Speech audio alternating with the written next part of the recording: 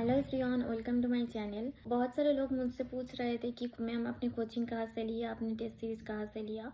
तो मैं एक बात बोलना चाहूँगी कि ऐसा नहीं है कि हाँ same coaching same test series ले लोगे तो आप रैंक कर जाओगे, ऐसा नहीं है। रैंक अपने खुद का इफोर्ट होता है, क्योंकि अगर कोचिंग में 1000 लोग हैं ना तो 200 लोगों का ही क्यों हो रहा है सिर्फ, या फिर 300 लोगों का मैक्सिमम। तो 30% लोगों का हो रहा है, बाकी 70% लोगों का नहीं हो रहा है। तो क्यों ऐसा हो रहा है? क्योंकि वो 30% लोग जो पढ़ रहे हैं ना, तो खुद कोचिंग के बाद भी खुद का इफोर्ट डालते हैं, तब जाके रैंक बनता है। तो ये दिमाग में रखो। और तो सारे कोचिंग सारे टेस्ट सीरीज सही है। आप यूट्यूब में वीडियो देखो, जिनका आपको समझ में आ रहा है उनका कोचिंग ले लो। और टेस्ट सीरीज कोचिंग एक वे है, लेकिन आपको अगर रैंक करना है तो खुद का मेहनत है। तो इसके लिए ज़रूरी है आपका पढ़ने का स्ट्रेटेजी, कि आप कैसे पढ़ रहे हो, कैसे क्वेश्चन अटेम्प्ट कर रहे हो, नेगेटिव कैसे कंट्रोल करोगे।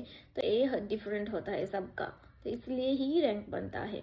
ऐसा समझ के मत लो कि इस सीरीज से इतना कॉमन आया था, मुझे तो वो ही लेना है। फिर ऐसा नहीं है। क्या पता आपकी बार कॉमन ना आए, क्योंकि वो लोग कहीं से भी दे सकते हैं क्वेश्चन, तो लकीली क्वेश्चन कॉमनली आ गया होगा। तो ऐसा समझ के मत लो।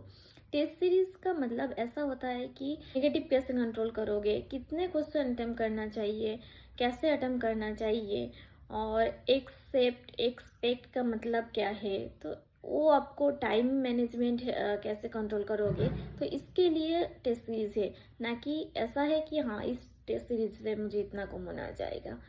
नहीं, 40 क्वेश्चन अगर आ रहा है ना तो सबको आएगा। मैंने पहले भी बोला था। तो उसके बाद ही रैंक बनाते हैं, एक एक क्वेश्चन से रैंक बनता है। और सब लोग बोलते हैं कि नेगेटिव से रैंक बनता है। नेगेटिव से किस लिए रैंक बनता है? क्योंकि जो लोग नेगेटिव कर रहे हैं तो उस क्वेश्चन का कॉन्सेप्ट उनको क्लियर नहीं है, तो इसलिए तो नेगेटिव हो रहा है ना।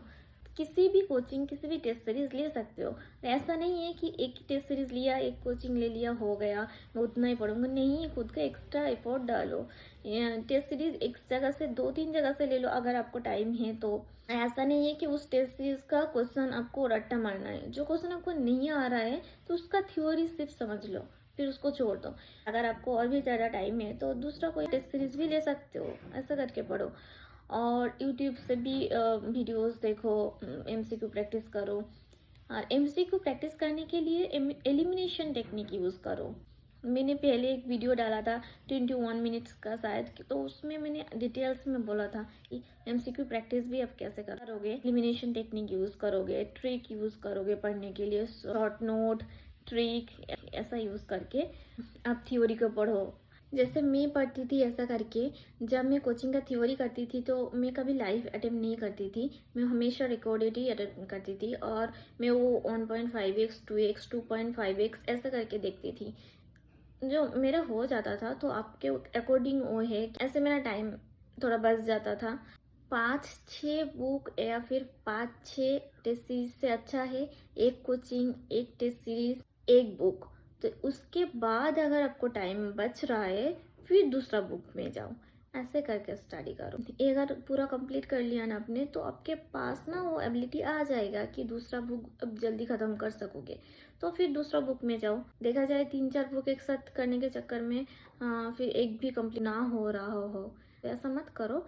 तो मैंने जैसे बोला था, मैंने तीनों बुक फॉलो किया था। मेरे पास इतना टाइम हो गया था, मैं कर पाई हो। अगर आप लोगों के पास इतना टाइम नहीं है ना तो फिर आप एक ही बुक के ऊपर जाओ, थ्योरी पढ़ो, टेस्ट सीरीज लो। टेस्ट सीरीज लेना बहुत ज़रूरी है, क्योंकि एग्जाम हॉल में जाके क्वेश्चन अटेम्प्ट में बहुत हेल्प होगा। क्योंकि मेरा जैसे एंजाइटी होता था, एंजाइटी नहीं होगा, सारे क्वेश्चन अच्छे से समझ पाओगे। Thank you everyone for watching my videos.